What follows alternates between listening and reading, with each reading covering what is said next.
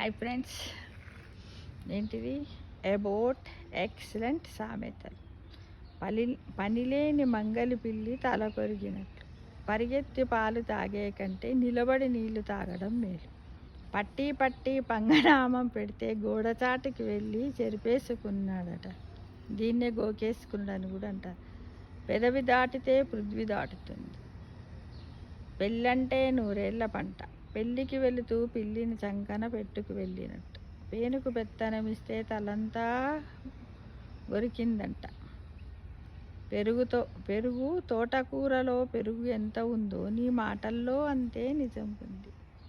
పిచ్చి కోతికి తేలు కుట్టినట్లు, పిచ్చోడి చేతిలో రాయిలా. పిల్లి శాపాలకు ఉట్లు తెగుతాయా? పిల్లికి జలగాటం, ఎలుకకు ప్రాణ సంకటం. పిండి కొద్ది రొట్టి, పిట్ట కొంచెం కూతగనం. పోరు నష్టం, పొందు లాభం. పోరాని చోట్లకు పోతే రారాని మాటలు రాకపో. పొర్లించి కొట్టినా మీసాలకు మన్ను కాలేదన్నట్ట, కాలలేదన్నడట. పొర్లించి కొట్టినా మీసాలకు మన్ను కాలలేదన్నదట.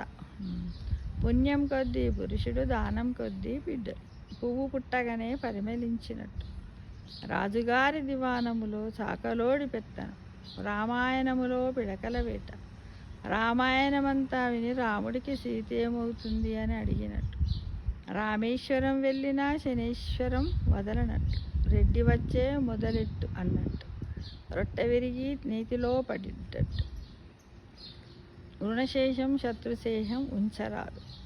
చంకలో పిల్లవాడిని ఉంచుకొని ఊరంతా వెతికినట్లు. సంతోషమే సగం బలం. సిగ్గు విడిస్తే శ్రీరంగమే. శివుని ఆజ్ఞ లేక చీమనైనా కుట్టదు. ఇలా చాలా ఉన్నాయి, కానీ మనము చదువుతాము, వదిలేస్తాం. కాకపోతే ఇవన్నీ ఒక దగ్గర మనం కూర్చి ఒక వీడియో రూపంలో కానీ ఒక ఆడియో రూపంలో కానీ వింటే బాగుంటుందన్న ఉద్దేశంతో ఈ వీడియోలు చేస్తున్నాం ఫ్రెండ్స్. బాగున్నాయి కదా? బాగుంటే కామెంట్ పెట్టండి, లైక్ చేయండి, షేర్ చేయండి. ఓకేనా? జ్ఞానం అనేది పంచే కొద్దీ పెరుగుతుంది. కాబట్టి అందరం మన జ్ఞానాన్ని పెంచుకుందాం.